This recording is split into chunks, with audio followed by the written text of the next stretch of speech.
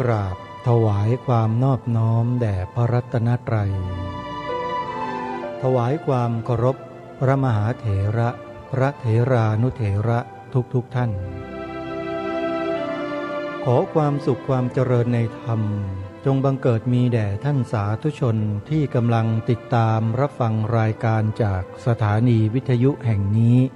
ทุกท่านขอนำท่านผู้ฟังเข้าสู่รายการคดีโลกคดีธรรม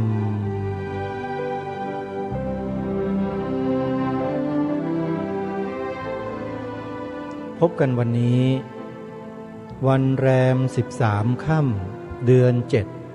7วันนี้ตรงกับวันอังคารที่8มิถุนายนพระพุทธศักราช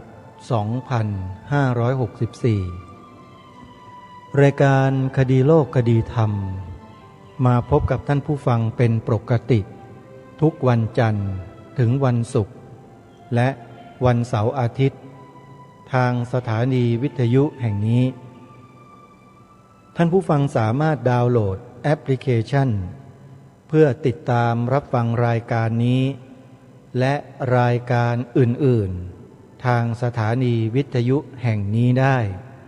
ตลอด24ชั่วโมงแอปพลิเคชันมีชื่อว่าสมาพันธ์สื่อวิทยุพระพุทธศาสนาอาเซียนแอปพลิเคชันนี้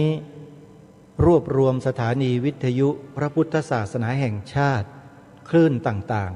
ๆที่ออกอากาศสดกระจัดกระจายกันอยู่ในทุกภูมิภาคของประเทศมาไว้ในที่เดียวกันเพื่อบริการธรรมะสาระที่ดีๆตลอด24ชั่วโมงให้แก่ท่านสาธุชนที่สนใจดาวน์โหลดแอปพลิเคชันนี้เพื่อเปิดรับฟังสิ่งที่เป็นสาระเหล่านั้นร่วมกันรายการคดีโลกคดีธรรมออกอากาศทางสถานีวิทยุเหล่านั้นเมื่อรายการนี้ออกอากาศณเวลาใดก็จะส่งเสียงผ่านแอปพลิเคชันนี้มาให้แก่ท่านผู้ฟังที่ดาวน์โหลดแอปพลิเคชันติดตามรับฟังกันได้เป็นประจำทุกวันจึงเป็นความสะดวกในการที่เราจะติดตามข้อมูลข่าวสารสถานการณ์ต่างๆในแวดวงพระพุทธศาสนาของเราให้ทันต่อการเวลาแต่บางเรื่องถึงแม้ว่าจะผ่านการเวลามาแล้วก็ตามแต่เนื้อหาสาระความเป็นเรื่องราวยังไม่ได้ห่างหายไปไหนบางอย่างก็ยังคงกระทำการอย่างต่อเนื่องไม่ลดละไม่ลดลาวาศอกคือต้องการจะทำลายความเป็นพระพุทธศาสนาในประเทศไทยของเราอย่างต่อเนื่องซึ่งเรื่องนี้ทางรายการไม่ต้องพูดไม่ต้องปรารภทุกท่านก็ทราบดีแต่ที่ต้องนำเนื้อหามาออกอากาศในลักษณะเช่นนี้ก็เพื่อที่จะบอกกับผู้ที่ไม่ทราบชาวพุทธเป็นจำนวนมากที่ไม่ทราบเรื่องว่าเกิดอะไรขึ้นกับสถาบันพระพุทธศาสนาของเราในฐานะที่เป็นสถาบันหลักของประเทศชาติบ้านเมืองไทยของเราพระสงฆ์ถือเป็นผู้สืบสารพระพุทธศาสนาโดยตรงเป็นผู้ทรงไว้ซึ่งคำสอนขององค์สมเด็จพระสัมมาสัมพุทธเจ้าด้วยการศึกษาและปฏิบัตินี่แหละคือการสืบสารมาเป็นระยะเวลากว่า 2,000 กว่าปี 2,000 กว่าปีพระสงฆ์ในพระพุทธศาสนาทุกยุคทุกสมัยสืบสารหลักคำสอนมาด้วยตัวพระสงฆ์หมู่คณะสงฆ์ด้วยกันเอง เผยแผ่พระศาสนาปากต่อปากคัมภีร์ต่อคัมภีร์มีการศึกษาเล่าเรียนมีการทรงจำพระสูตรพระวินัยพระอภิธรรมกันมาโดยตลอดมีการทำสังคายนากันมาถึง9 ครั้งในโลกครั้งสุดท้ายล่าสุดเลยก็คือเมื่อตอนต้นรัตนโกสินทร์ของเรานี่เองคือเมื่อรัชสมัยขององค์พระบาทสมเด็จพระพุทธยอดฟ้าจุฬาโลกมหาราชจัดทำสังคายนาขึ้นภายในวัดพระศรีสันเพชรในสมัยนั้นปัจจุบันก็คือวัดมหาธาตุยุวราชรังสฤษฎ์เขตพระนครกรุงเทพมหานครนี้เองการทำสังคายนานั้นคือการรวบรวมคำสอนขององค์สมเด็จพระสัมมาสัมพุทธเจ้าจัดแจกแจงให้เป็นหมวดเป็นหมู่ไว้ให้เป็นระเบียบเรียบร้อยแล้วก็มีการทรงจำกันไว้ถ่ายทอดกันด้วยมุขปาฐะเรื่อยมาความผิดพลาดน้อยมากจนกระทั่งมาจารึกเป็นลายลักษณ์อักษรแล้วก็ทำการทรงไว้ด้วยการศึกษาเล่าเรียนในแผนกปริยัติศึกษาจนถึงปัจจุบันนี้เพราะฉะนั้นการศึกษาพระบาลีจึงเป็นการรักษาคำสอนขององค์สมเด็จพระสัมมาสัมพุทธเจ้าที่ถูกต้องและตรงที่สุดไม่มีภาษาอื่นที่จะสามารถรักษาคำสอนขององค์สมเด็จพระสัมมาสัมพุทธเจ้าเอาไว้ได้เลยนอกจากภาษาบาลีเท่านั้นขอย้ำนะฮะนอกจากภาษาบาลีเท่านั้นที่จะทรงไว้ซึ่งคำสอนของพระพุทธเจ้าเพราะฉะนั้นประเทศไทยเราคณะสงฆ์ไทยของเราจึงได้จัดระเบียบแบบแผนในการศึกษาพระบาลีอย่างมั่นคงถาวรมาจนถึงทุกวันด้วยการจัดการเรียนการสอนพระบาลีอย่างที่เป็นอยู่ทุกวันนี้นี่แหละจะสามารถสืบสารพระพุทธศาสนาของเราให้ยาวนานออกไปอีกไม่มีที่สิ้นสุดตราบใดที่ยังมีกุลบุตรกุลธิดาได้สืบสารด้วยการศึกษาด้วยการทรงจำอย่างถูกต้องหลักไวยากรณ์ต่างๆนะตั้งแต่ประโยค1-2ไปจนกระทั่งถึงปรริยนธรรม9ประโยคถ้ายังคงมีการรักษาการเรียนการสอนในรูปแบบดั้งเดิมมาไว้เนี่ยนี่แหละจะรักษาพระพุทธศาสนาของเราเอาไว้ได้ยาวนานส่วนเรื่องการปฏิบัตินั้นถ้าหากว่าปฏิบัติไม่ถูกตรงกับหลักปริยัติแล้วก็ยังแต่จะทำให้พระพุทธศาสนาของเราเสื่อมถอยไปโดยลำดับเพราะการปฏิบัติที่ไม่มีหลักนั้นเป็นอันตรายอย่างยิ่งท่านสาธุชนช่วยกรุณาจดจำในข้อนี้ไว้ให้ดีการศึกษาที่ไม่ยึดหลักปริยัติขัดกับหลักปริยัติที่องค์สมเด็จพระสัมมาสัมพุทธเจ้าตรัสสอนไว้เนี่ยเป็นอันตรายอย่างยิ่งต่อพระพุทธศาสนาแต่การศึกษาพระปริยัติธรรมที่ถูกต้องนะต้องศึกษาอย่างถูกต้องนะจะไม่เป็นอันตรายอะไรเลยแต่กลับตรงกันข้ามด้วยซ้ำไปคือจะเป็นการรักษาคำสอนขององค์สมเด็จพระสัมมาสัมพุทธเจ้าไว้อย่างมั่นคงและถาวรที่สุดจึงไม่แปลกเลยที่มีคนบางคนบางกลุ่มบางพวกพยายามที่จะใช้วิธีกลอุบายบางอย่างมาทำลายระบบการศึกษาของสงฆ์เราญาติโยมสาธุชนทั้งหลายมหาวิทยาลัยสงฆ์ทั้ง2 แห่งที่อาตมาภาพได้นำเนื้อหามาเปิดให้ฟังตลอดทั้งสัปดาห์ที่ผ่านมาเนี่ยท่านสาธุชนอย่าไปมองว่า การศึกษาเล่าเรียนในมหาวิทยาลัยสงฆ์นั้นเป็นการทำลายพระพุทธศาสนาเป็นอันขาดอย่ามองเช่นนั้นเป็นอันขาดนะใครมองแบบนั้นน่ะผิดมหาวิทยาลัยสงฆ์นั้นไม่ได้ศึกษาพระปริยัติธรรมแผนกบาลีโดยตรงก็ตามแต่ได้ผนวกเอาวิชาการอื่นๆที่เป็นวิชาการทางโลกเข้ามาศึกษาควบคู่ไปกับวิชาทางธรรมซึ่งเป็นวิชาแกนหลักด้วยถึงแม้ว่าจะมีวิชาทางโลกในสาขาวิชาต่างๆก็ตามแต่วิชาเหล่านั้นก็เป็นเพียงแค่วิชารองไม่ใช่วิชาหลักวิชาหลักของมหาวิทยาลัยสงฆ์ทั้งสองแห่งนั้นคือวิชาพระไตรปิฎกใครก็ตามที่เป็นนิสิตเป็นนักศึกษาที่จะเข้ามาเรียนมาศึกษาในมหาวิทยาลัยนี้เนี่ยจะต้องเรียนวิชาพระไตรปิฎกคือคำสอนของพระพุทธศาสนาหรือพระพุทธเจ้าเนี่ยเป็นจำนวนมากกว่าครึ่งหนึ่งคือเกิน 50% ก็ว่าได้นอกนั้นก็เฉลี่ยกันไป 5% 4% 3% 2% ซึ่งไม่ถือว่าเป็นอาชีพถือว่าไม่ใช่เป็นวิชาชีพวิชาเหล่านั้นเพียงแค่ให้พระสงฆ์เราเนี่ยเรียนรู้สิ่งที่คนในโลกเขาเรียนรู้กันเพื่ออะไรเพื่อจะได้ใช้หลักธรรมขององค์สมเด็จพระสัมมาสัมพุทธเจ้าเนี่ยไปสอนให้คนเหล่านั้นได้เข้าใจได้โดยง่าย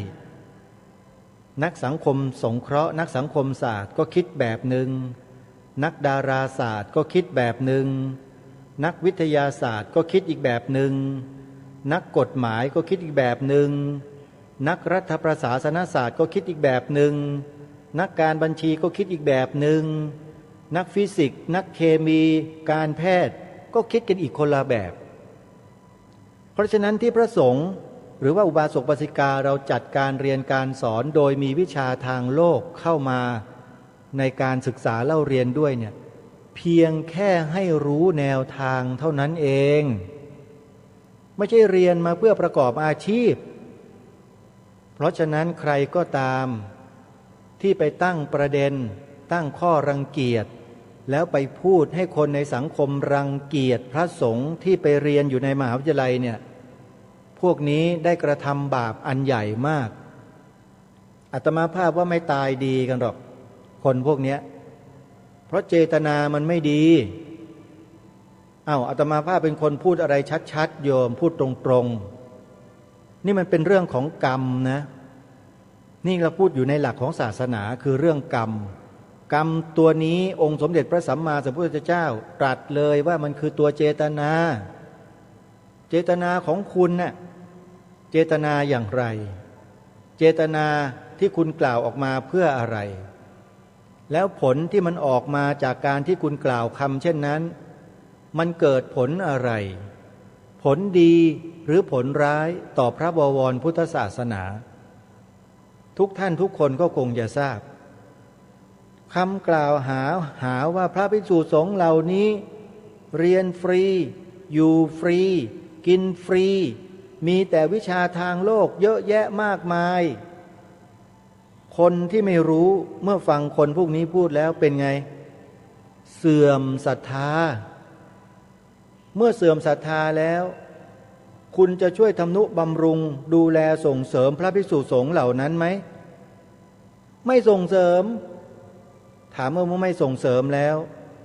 พระภิกษุสงฆ์นั้นลำบากไหมทีนี้ลำบากงานพระศาสนาแทนที่จะเดินไปอย่างรุดหน้าเป็นยังไงสะดุดลงทันทีเห็นไหมเพราะคำพูดคนเพียงไม่กี่คนในเมืองไทยที่ตั้งตนขึ้นมาอยู่ในอำนาจตำแหน่งหน้าที่แล้วมาทำกันแบบนี้นี่แหละแล้วอย่างนี้จะไม่บอกว่ามันบาปได้ยังไงบาป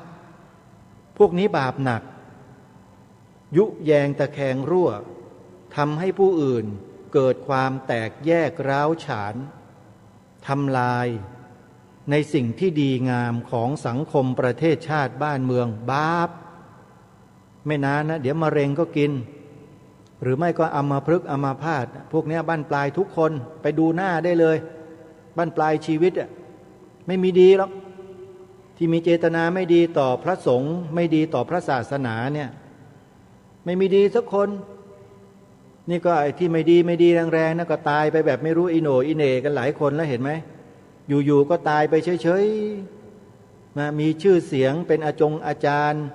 คนเขารู้จักกันทั่วบ้านทั่วเมืองเป็นไงตายแบบไม่มีปี่ไม่มีขลุ่ยเห็นไหมล่ะเดี๋ยวก็ตามมาอีกแหละคนพวกนี้ไม่ต้องห่วงนี่ก็ได้ข่าวว่าใกล้จะตายกันอยู่หลายคนอยู่ที่รังเกียจที่อิจฉาริษยาต่อพระสงฆ์ต่อพระพุทธศาสนาของเราเนี่ยอยู่ไม่ได้หรอกบนแผ่นดินเนี้ยแผ่นดินนี้ศักดิ์สิทธิ์จะตายนะใครไม่เชื่อก็แล้วแต่เถอะแต่ยังไงก็ตามเราก็ยังคงรักษาโบราณราชประเพณีวัฒนธรรมประเพณีที่ดีงามของชนเผ่าไทยของบรรพบุรุษไทยของเราเอาไว้ใครจะว่ายังไงใครจะพูดยังไงก็รับเวรรับกรรมกันไปก็แล้วกันพวกเราก็อย่าไปหวั่นไหวให้เรารักษาวัฒนธรรมประเพณีที่ดีงามของเรากันไว้ถ้าพวกเราไม่ร่วมแรงร่วมใจกันไม่เป็นน้ำหนึ่งใจเดียวกันเราก็จะรักษาพระศาสนาของชาติบ้านเมืองไว้ไม่ได้เพราะฉะนั้นเหตุเบื้องต้นที่ทางรายการได้เสนอแนะเป็นการร้อยเรียงความรู้สึกนึกคิดในจิตใจของเราให้ตรงกันให้ถูกต้องตรงกันเป็นอันดับเบื้องต้นเนี่ยเราทำกันเถอะอย่ารังเกียจอย่ารังงอนกันอยู่เลยอย่าผลัดวันประกันพรุ่งกันเลยนะโยมนะกล่าวคำเนี้ยพูดไปเถอะสอนลูกสอนหลานไปเถอะฝังเขาไว้ในความรู้สึกนึกคิดที่ถูกต้องนี้ตลอดไปนี่เป็นสิ่งที่บรรพบุรุษเรารักษามานะสิ่งที่นำมาเสนอให้พวกเราทำกันเนี่ยคำว่าพระพุทธศาสนาเป็นศาสนาประจำชาติไทยของเราเนี่ยเป็นของบรรพบุรุษไทยเรานะของแท้เลยนี่แหละคือความเป็นประเทศไทยของเราเริ่มต้นจากตรงนี้ถ้าไม่มีพระพุทธศาสนาเป็นรากเป็นแกนเป็นหัวใจของชาติบ้านเมืองป่านนี้นะหรือเรียบร้อยบ้านเมืองเราก็ตกเป็นขี้ข้าเป็นทาสคนอื่นเข้าไปตั้งนานแล้วจริงไม่จริงแต่ด้วยเพราะพระปรีชาสามารถขององค์บุรพมหากษัตริย์ผู้ทรงทศพิธราชธรรมผู้ทรงเป็นพุทธมามกะเห็นไหมทรงรักษาประเทศชาติบ้านเมืองและเอกราชไว้ให้แก่พวกเราได้จนถึงวันนี้เห็นหรือยังเพราะความเป็นพุทธะคือผู้รู้ผู้เฉลียวฉลาดผู้สามารถรักษาความเป็นไทยไว้ให้แก่พวกเราแล้วจะมาให้น้อมรำลึกถึงพระมหากรุณาธิคุณต่อองค์พระมหากษัตริย์ได้ยังไงแม้แต่รัชกาลปัจจุบันหรือรัชกาลต่อไปก็ตามทุกๆพระองค์ก็ต้องทรงเป็นพุทธมามกะกันทั้งนั้นเลยใครที่คิดลบล้างสถาบันพระมหากษัตริย์นั่นคือพวกทำลายชาติตัวเองทั้งนั้นเลยให้เราคิดกันไว้อย่างนี้ทั้งบ้านทั้งเมืองน่ะใครก็ตามนะที่คิดจะล้มล้างสถาบันกษัตริย์นะพวกนี้แหละคือพวกทำลายประเทศชาติบ้านเมืองไทยมันทำลายศาสนาพุทธด้วยพร้อมๆกันเลยพวกเราคนไทยจึงต้องมารวมกันให้เป็นหนึ่งเริ่มจากไหนล่ะมันรวมกันแบบมาเจอกันมันเจอไม่ได้หรอกโยมแต่มันสามารถสร้างทิฏฐิสามัญญตาคือความคิดความเห็นที่เป็นหนึ่งเดียวกันที่ตรงกันได้วิธีการง่ายๆก็อย่างที่รายการคดีโลกคดีธรรมแนะนำไปนี่แหละทำ3 ข้อเนี้ยเป็นพื้นฐานเลยของคนไทยทุกคนต้องมีไม่เช่นนั้นเดี๋ยวเถอะลูกหลานเยาวชนเราหมดไม่มีเหลือหรอกมันดูดหมดมันเอาของนู่นของนี่เอานั่นมาล่อหลอกไปเกลี้ยงเชื่อสิต้องปลูกฝังเขาไว้มีลูกบอกลูกมีหลานบอกหลานว่าให้แกกล่าวคำนี้พระพุทธศาสนาเป็นศาสนาประจำชาติไทยของเราแค่นี้ไม่พอให้เขาดูพุทธประวัติการ์ตูนเยอะแยะไปหมดเลยในคลิปวิดีโอทุกวันเนี้ย เปิดให้เขาดูสอนเขาบอกเขาปลูกฝังเขาสิไปเปิดดูอะไรเต้นอลงชงชางเต้นเด้งหน้าเด้งหลังให้ลูกหลานดูบ้าหรือเปล่าพวกเราอะทำลายประเทศชาติบ้านเมืองตัวเองโดยไม่รู้ตัวนะทำกันแบบนั้นนะอ้าวจริงๆอาตมาเป็นคนพูดอะไรตรงๆนะโยมนะเพราะอยู่กับสิ่งเหล่านี้มาสัมผัสกับสิ่งเหล่านี้มาเห็นความหายนะจากสิ่งเหล่านี้มาแล้วไม่มีดีครอบครัวแตกแยกทะเลาะเบาะแว้งกันลูกด่าแม่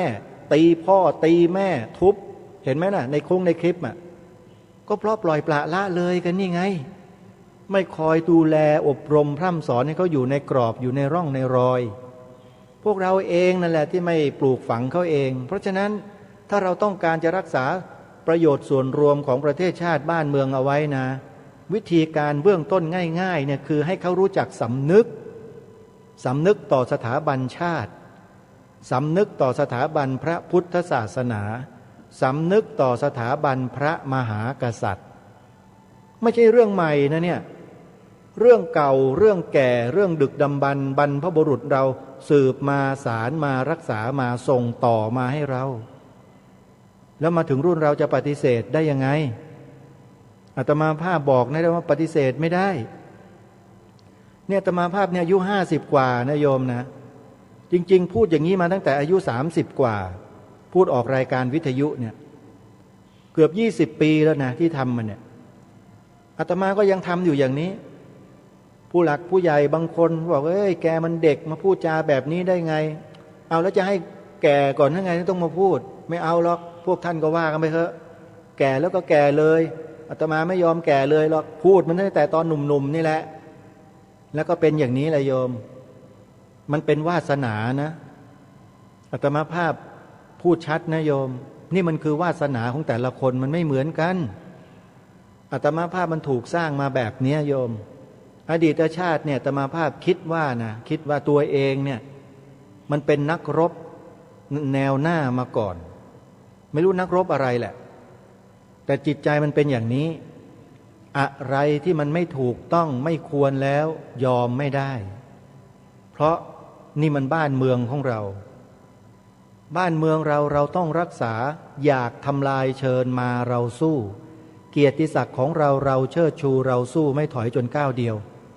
องค์พระบาทสมเด็จพระบรมชนกาธิเบศรมหาภูมิพลอดุลยเดชมหาราชพระบรมราชบพิตรพระราชทานเพลงเราสู้นี้ไว้แก่พวกเราคนไทยเคยบอกลูกสอนหลานให้ร้องกันได้ไหมพ่อแม่ทุกวันพี่ป้าน้าอาทุกวันนี้ก็ร้องกันไม่ได้แล้วมั้งลืมตัวเองกันหมดแล้วเหรอน่ะเห็นไหมนี่ไงที่เราจะต้องปลุกจิตสำนึกเหล่านี้กันขึ้นมาอย่าไปสนใจคำพูดคนข้างๆอ่ะพูดซุบซิบนินทาอย่างนู้นอย่างนี้อาตมาภาพไม่เคยสนคนพวกนี้หรอกไร้ค่าขอบอกไม่ต้องมาเตือนไม่ต้องมาบอกไม่ต้องมาอ้างว่าหวังดีหรอกขี้เกียจไม่ทำก็เรื่องของคุณเถอะคุณก็รับกรรมของคุณไปเองเห็นแก่ตัวกันไปเถอะแต่เราจะทำแล้วเราก็จะทำกันอยู่อย่างนี้แหละโยมนะเชื่ออาตมาสิทุกวันนี้ดูดิคนรุ่นใหม่อ่ะดูสิมันใช้ได้ที่ไหนมันเอาทานไหมน่ะพอพูดถึงเรื่องชาติศาสนาพระมหากษัตริย์มันเบือนหน้าหนีกันน่ะเผลอๆมันไปทำอย่างคนอื่นเขาทำกันอีกไปชูนิ้วกันเห็นไหมมันทำลายกันทั้งนั้นน่ะเห็นดีเห็นงามมาเขาด้วยยังไงเราใครเห็นดีเห็นงามเนี่ยระวังตัวไว้น่ะสิ่งศักดิ์สิทธิ์เบื้องบนมองดูอยู่นะจะบอกให้อย่าคิดว่าไม่เห็นนะท่านไม่เห็นนะท่านดูอยู่ตลอดนะใครเป็นใครเนี่ยท่านจับตาดูหมดอ่ะอาตมาภาพบอกตรงๆว่าอาตมากลัวดวงพระวิญญาณดวงวิญญาณของบรรพบุรุษไทยของเราที่ท่านมองเราอยู่นะใครทำตัวขายชาติบ้านเมืองแล้วก็เตรียมตัวไว้เถอะไม่นานหรอกล่มสลายตายไม่เป็นท่าหมดแล้วไม่มีดีหรอกโยมพลังอำนาจลึกลับที่มีอยู่บนผืนแผ่นดินนี้ไม่ปล่อยไว้หรอกเพราะฉะนั้นพวกเราจงตั้งใจทำแต่สิ่งที่ดี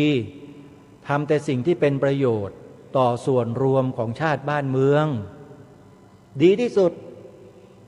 ประโยชน์ของชาติบ้านเมืองรายการนี้บอกย้ำแล้วมาโดยตลอดมีอยู่3อย่างชาติพ ระพุทธศาสนาพระมหากษัตริย์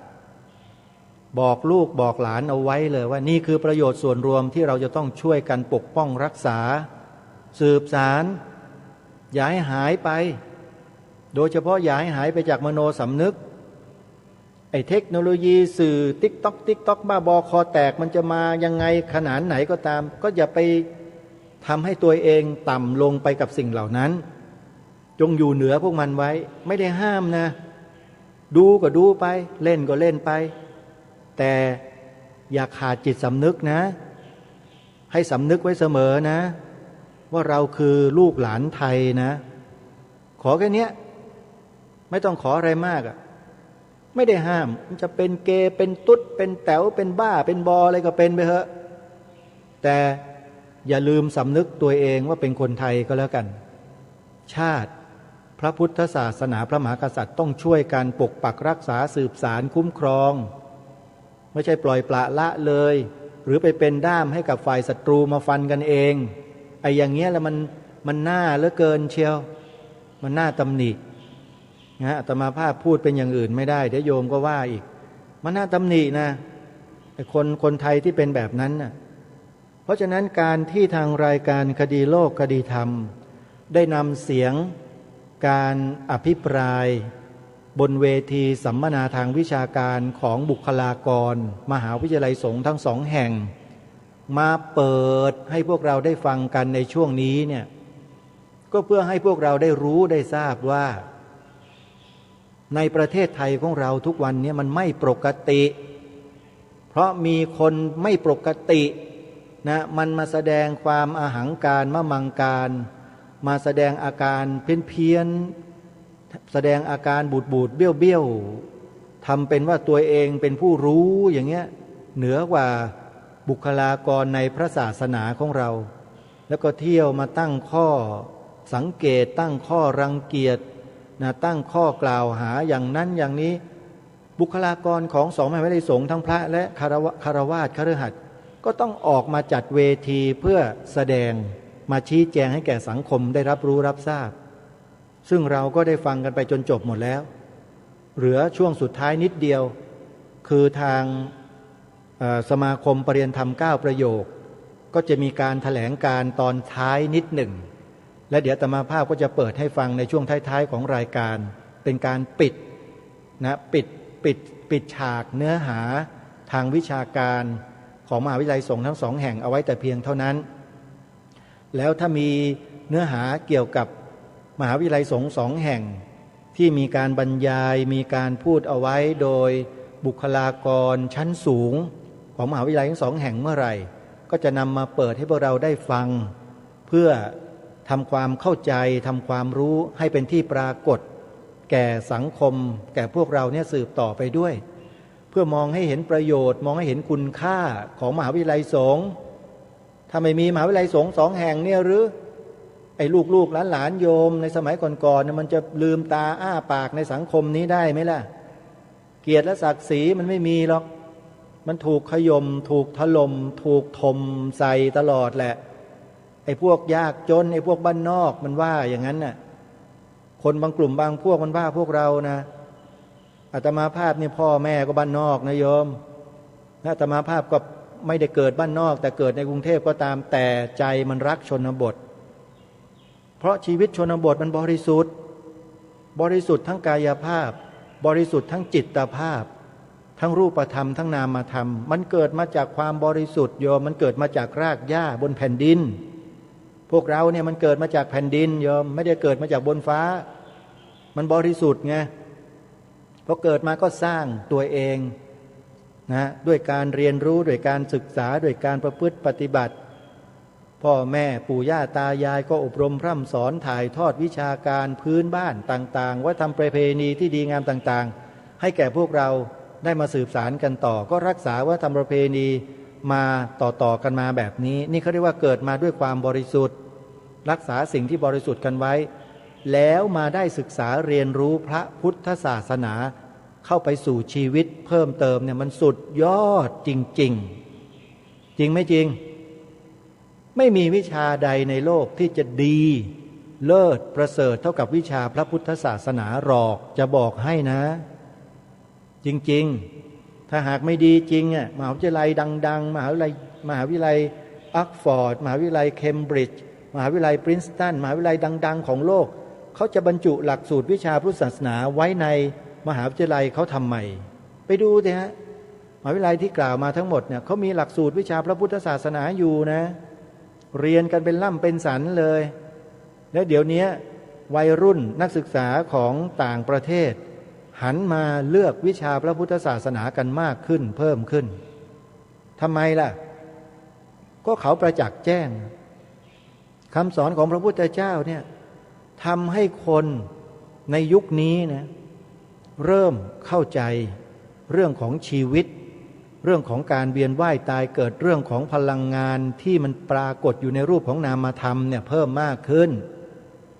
แต่ก่อนก็ไม่ได้เคยเรียนไม่เคยรู้ไม่เคยศึกษามาก่อนเขาก็เห็นแต่ว่าพลังงานพวกเอเนอร์จีทั้งหลายที่มันเกิดมาจากสสารทั้งหลายเนี่ยโอ้โหมันสุดยอดมันเลิศมันประเสริฐมากๆเลยเท่ฟิสิกส์เคมีอะไรต่างๆนะแต่พอมาถึงยุคนี้ท่านสาธุชนนะเมื่อวิทยาศาสตร์มันเจริญมาถึงขั้นสูงสุดในระดับควอนตัมในระดับของนิวตริโนซึ่งเป็นพลังงานที่มันก้ำกึ่งว่าจะเป็นรูปธรรมสสารก็ไม่ใช่ว่าจะเป็นนามธรรมก็ไม่เชิงเนี่ยนะไอ้มนุษย์นักวิทยาศาสตร์เหล่านี้ก็เริ่มหันมามองวิชาพระพุทธศาสนาที่พระเจ้าตรัสสอนเอาไว้ไม่ว่าจะเป็นเรื่องของฌานสมาธิไม่ว่าจะเป็นเรื่องของวิปัสสนาไม่ว่าจะเป็นเรื่องของสภาวะทางจิตที่เกิดขึ้นโดยสภาวะธรรมที่พระพุทธองค์ทรงบัญญัติเอาไว้ไม่ว่าจะเป็นเรื่องของอกุศลเรื่องของกุศลเรื่องของอัพยากตะต่างๆเหล่านี้ก็เริ่มสนใจเพราะว่าเขามาค้นพบพลังงานบางอย่างที่มันส่งผลโดยตรงต่อเซลล์ต่อตัวที่เรียกว่าระบบประสาทที่เป็นรูปธรรมของร่างกายมนุษย์ไอ้พลังงานตัวนั้นแหละที่นักวิทยาศาสตร์สมัยใหม่ปัจจุบันเนี่ยเขากำลังค้นหาอยู่ว่ามันคืออะไรแล้วเมื่อเขามาอ่านเนื้อหาในทางพระพุทธศาสนาที่พระเจ้าตรัสสอนไว้บางแง่บางมุมเขาเริ่มมองเห็นแล้วพูดง่ายๆว่าคำสอนในบางแง่บางมุมในทางพระพุทธศาสนาเนี่ยทำให้นักวิทยาศาสตร์เหล่านี้หูตาสว่างเชื่อไหมเขาเริ่มหูตาสว่างกันแล้วนะอาตมาภาพฟังนักวิชาการในทางพระพุทธศาสนาของเราหลายท่านเขาบอกว่านักวิทยาศาสตร์โดยเฉพาะสายฟิสิกส์ที่กำลังศึกษาค้นคว้าเรื่องควอนตัมอยู่เนี่ยนะเขาหันมาสนใจพระพุทธศาสนากันทั้งนั้นเลยเขาอัศจรรย์ใจอย่างมากเขาอัศจรรย์ใจยังไงอัศจรรย์ใจว่าทำไมพระเจ้ารู้เรื่องนี้มาตั้ง 2,000 กว่าปีแล้วก็คือเรื่องที่พวกเขาค้นพบกันใหม่ๆเนี่ยในระบบฟิสิกส์เนี่ยโยมอันนี้เรื่องจริงนะเดี๋ยวสักวันอาตมาภาพจะนำเสียงของนักวิทยาศาสตร์คนหนึ่งซึ่งเป็นนายแพทย์เป็นทันตแพทย์นะเขาศึกษาเรื่องนี้โดยเฉพาะเรื่องของวิปัสสนาเรื่องของการเจริญสติปัฏฐานนี่แหละเมื่อเขาไปถึงจุดหนึ่งแล้วเขาก็มาเทียบเคียงกับหลักสูตรที่เขาเรียนทางวิทยาศาสตร์ปรากฏว่าเขายอมรับเลยว่าสิ่งที่พระเจ้าทรงค้นพบเนี่ยมันเหนือกว่าวิทยาศาสตร์หลายเท่าโอ้ฟังแล้วขนลุกไม่น่าเชื่อใช่ไหมพวกเราอาตมาภาพเนี่ยศึกษาเรียนรู้คำสอนของพระพุทธเจ้าในแนวนี้มาโยม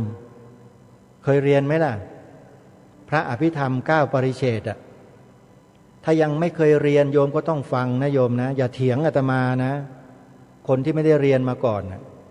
แม้แต่จบปริญญาธรรม9 ประโยคแล้วก็ตามพวกมหาปรริญญาที่ไม่ได้ศึกษาพระอภิธรรมมาอย่างละเอียดลึกซึ้งเนี่ยท่านต้องฟังบางอย่างโดยเฉพาะในแง่วิทยาศาสตร์นะที่นักวิทยาศาสตร์สมัยใหม่เขาค้นพบเนี่ยนะ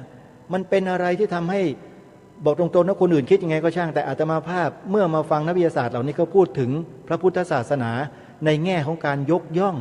ในแง่ของการชมเชยในแง่ของความมหัศจรรย์แล้วมีความปลื้มใจตัวเอง ปลื้มใจมากแล้วโอ้โหเรารอมานานแล้วคนเหล่านี้ที่เขาจะมาเปิดหูเปิดตามนุษย์ในโลกนี้ให้มองเห็นมิติเหล่านี้ได้ชัดเจนยิ่งขึ้นเขามาเปิดมิติเขาเรียกว่าเปิดมิติทางความคิดนะให้คนมนุษย์ในยุคปัจจุบันที่บอกว่าตัวเองมีความรู้สูงเนี่ยนะได้เห็นอะไรบางสิ่งบางอย่างที่ตัวเองไม่เคยเห็นมาก่อนไม่เคยรู้มาก่อนนั่นก็คือคำสอนของพระพุทธเจ้าบางแง่บางมุมที่เกี่ยวข้องกับพลังงานบางอย่างนะโยมใครไม่เคยเรียนเนี่ยก็จะไม่ทราบหรอกเผอิญอาตมาภาพเนี่ยมันเป็นพระที่โชคดีหน่อยได้เรียนเรื่องปรมัตถสัจจะโยมจิตเจตสิกรูปนิพพานเรียนมาพอเรียนมาเสร็จมาฟังพวกนักวิทยาศาสตร์เหล่านี้พวกแพทย์เหล่านี้เขาพูดแล้วมันเก็ตเนี่ยภาษาวัยรุ่นก็มันเก็ตเลยมันเข้าใจฮะเข้าท่าแล้วก็ปลื้มตัวเองไงเราเดินมาไม่ผิดทางเลยที่เราศึกษาเราเรียนเราปฏิบัติมาแนวเนี้ยไม่ผิดเลยโยมจริงๆนะแล้วการปฏิบัติที่บอกว่าไม่ผิดแนวทางเนี่ยอันนี้สำคัญมากการปฏิบัติที่ไม่ผิดแนวทางของความควรจะมีควรจะเป็นในฐานะที่เป็นพุทธบริษัทนะโยมจำเอาไว้นะมันมีแนวทางเดียวเท่านั้นที่เราเมื่อปฏิบัติลงสู่ภาวนาแล้วจะต้องเดินไปทางนี้ทางเดียวเท่านั้นนะคือสติปัฏฐานสี่ไม่มีทางอื่นนะพระพุทธเจ้าตรัสไว้เลยเป็นเอกายโนมัคโคหนทางดำเนินไปสู่มรรคไหนอ่ะในที่นี้ก็คืออริยมรรคมีองค์8จะค่อยๆประมวลสืบค้นพิจารณาค้นหาประจักษ์แจ้งแล้วก็ค่อยๆสั่งสมประสบการณ์จากการที่เราพิจารณาค้นคว้าหาด้วยสติสัมปชัญญะที่เรากำหนดรู้ดูอาการเป็นไปของรูปนามอย่างสม่ำเสมออย่างต่อเนื่องไปเรื่อยๆเนี่ยมันจะชัดขึ้นสัมผัสได้แนบแน่นขึ้นมันจะรู้ด้วยตัวเองเอาอย่างนี้ดีกว่ามันบอกเท่าไหร่มันก็ไม่มีใครเข้าใจหรอกเพราะไม่เคยลงสู่ภาคปฏิบัติกันเนี่ยนะอาตมาขอบอกว่าถ้าสำหรับนักปฏิบัติด้วยกันแล้วก็ฟังแล้วก็เข้าใจเลยแล้วมันทำให้เกิดความมั่นคงในใจขึ้นโดยที่ไม่ต้องมีใครมาบอกไม่ต้องมีใครมาบังคับด้วยมันเกิดเองเนี่ยให้ใครบอกว่าอาตมาเนี่ยให้เลิกนับถือพระรัตนตรัยสิแล้วจะเอาอะไรในโลกนี้ยกให้หมดอาตมาบอกเอาไปโยนทิ้งให้หมดเลยไม่เอาอะสิ่งที่มันเหนือกว่าสิ่งเหล่านี้มันมีมากกว่าจักรวาลนี้มีอยู่แล้ว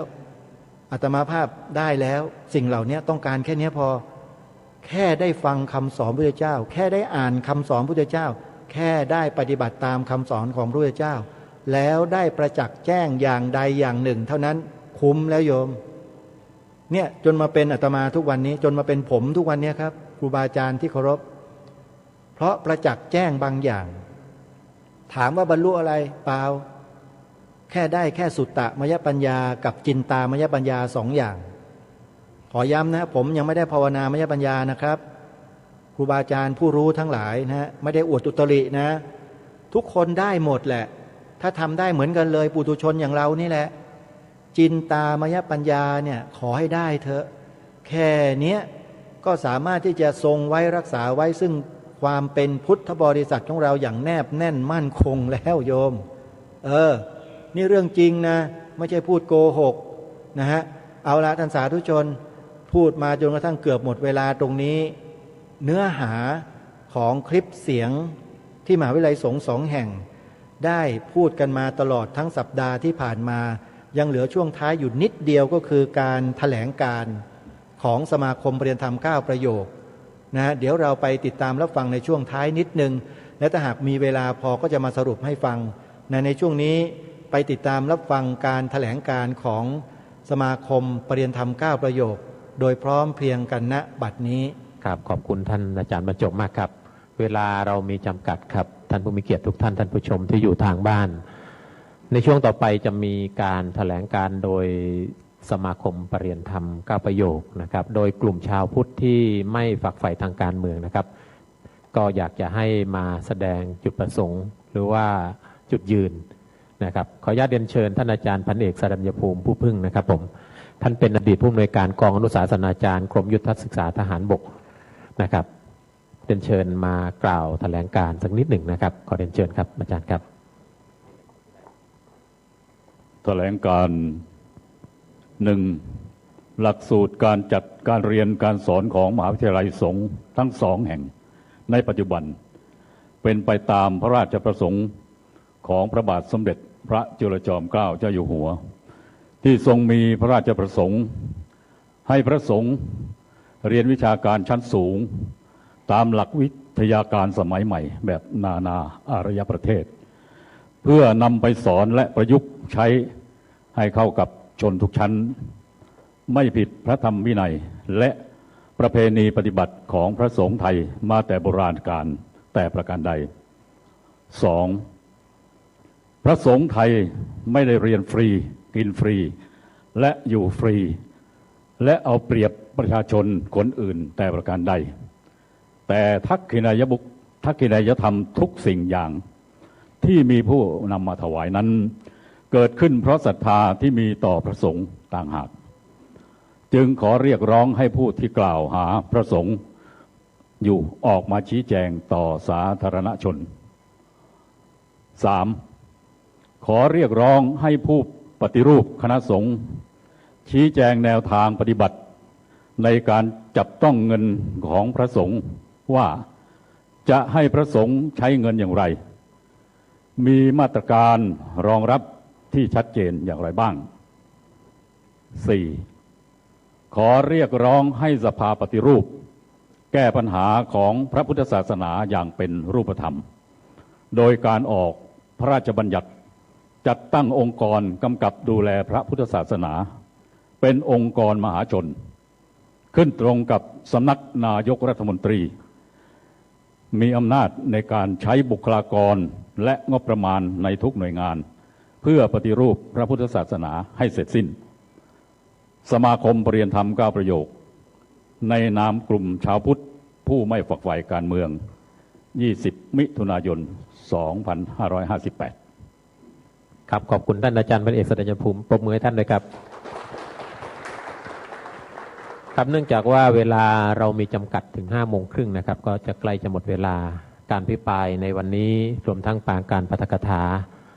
ทุกท่านก็คงได้รับประโยชน์คิดว่าไม่มากก็น้อยกราบขอบพระคุณท่านวิทยากรทุกท่านนะครับที่ได้มาร่วมพิปรายในวันนี้แล้วก็ขอบคุณผู้ที่เป็นสปอนเซอร์คือค่าใช้จ่ายทั้งปวงนะครับกราบขอบพระคุณพระเดชพระคุณแล้วก็วิทยากรทุกท่านแล้วก็ท่านผู้มีเกียรติทุกท่านท่านผู้ชมทางบ้านทุกท่านสวัสดีครับ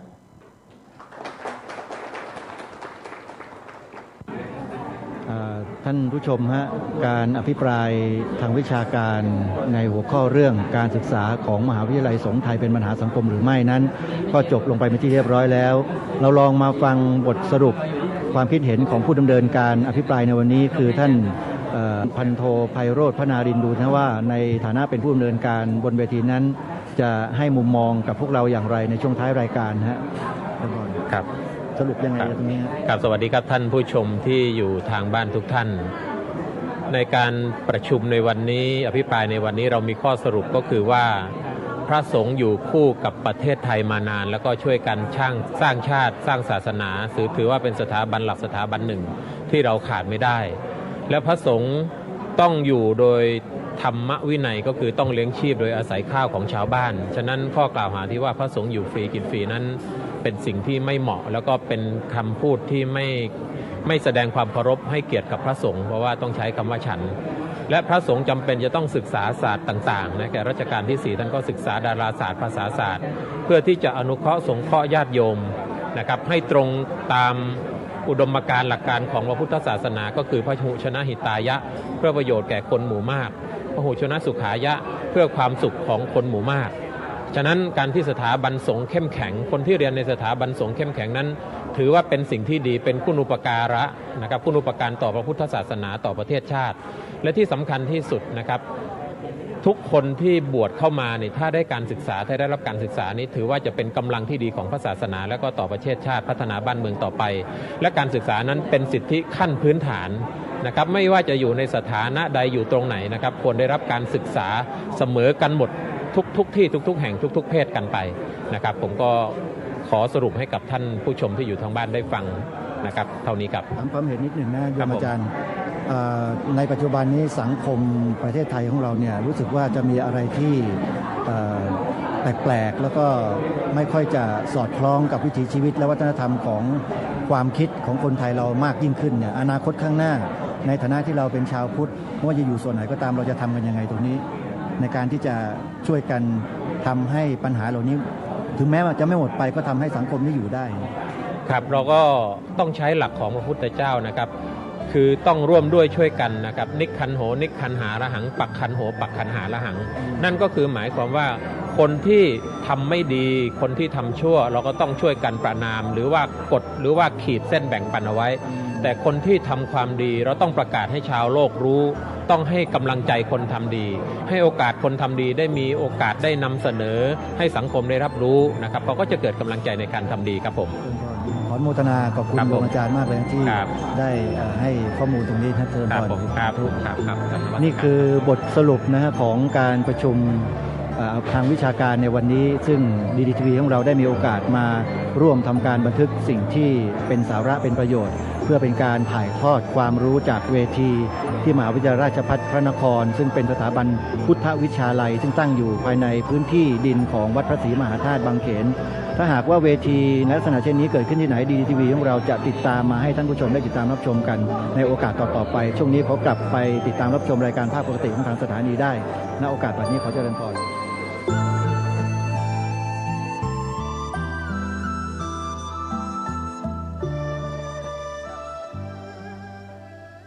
นี่ก็เป็นบทสรุปของเวทีสัมมนาทางวิชาการของมหาวิทยาลัยสงฆ์ทั้งสองแห่งที่อาตมาภาพเป็นพิธีกรนำเสนอออกรายการโทรทัศน์สดๆในปีนั้นแล้วก็ได้สัมภาษณ์ผู้ดำเนินการอภิปรายบนเวทีในช่วงท้ายก็นำมาเปิดให้กับพวกเราได้ฟังกันเอาละนักศึกษาด้วยจนเวลาของรายการหมดลงแล้วอาตมาภาพต้องขอสมมุติยุติรายการไว้แต่เพียงเท่านี้ไว้พบกันใหม่ในโอกาสต่อไปขอความสุขสวัสดีจงมีแด่ท่านผู้ฟังทุกท่านทุกคนเทินขอเจริญพร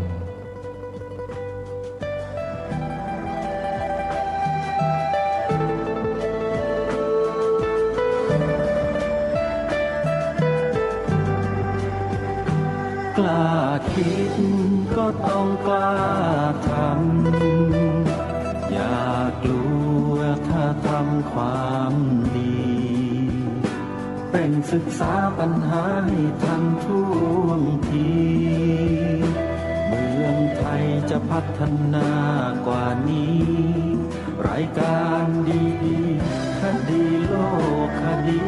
ธรรมขอรำพันบรรยายความคิดเครื่องหมายแห่งสีทั้งสามงามถนัดขาวคือบริสุทธิ์สีสวัสดิ์หมายพระไตรรัตน์และธรรมะคุมจิตไทยแดงคือโลหิตเราใสซึ่งยอมสละได้เพื่อรักษาชาติศาสนาน้ำเงินคือสีโสภาอันจอมประชาถ้าโปรดเป็นของส่วนองค์จัดริ้วเข้าเป็นไตรรงค์จึงเป็นสีธงที่รักแห่งเราชาวไทยทหารอวตารนำไปยงยุทธวิชัยวิชิตก็ชูเกียรติสยามประเทศไทยที่เจริญมั่นคงมาได้จนถึงทุกวันนี้มิได้เกิดขึ้นจากความหวาดกลัวอย่างคลาดเขลาแต่บรรพบุรุษไทยของเราทุกยุคทุกสมัยล้วนแต่มีความกล้าหาญและชาญฉลาดปกป้องเอกราชสร้างชาติให้เกิดความมั่นคง โดยมีธงแห่งพระไตรรัตน์เป็นเครื่องนำชัยจึงเป็นที่มาที่ไปของรายการคดีโลกคดีธรรมกล้าคิดก็ต้องกล้าทำอย่ากลัวถ้าทำความดีเร่งศึกษาปัญหาให้ทันท่วงทีเมืองไทยจะพัฒนากว่านี้รายการดีๆคดีโลกคดีธรรมรายการดีๆคดีโลกคดีธรรม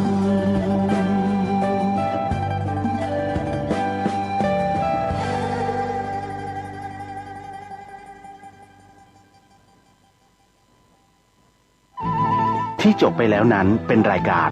คดีโลกคดีธรรมดำเนินรายการโดยพระครูปลัดณรงค์ฤทธิ์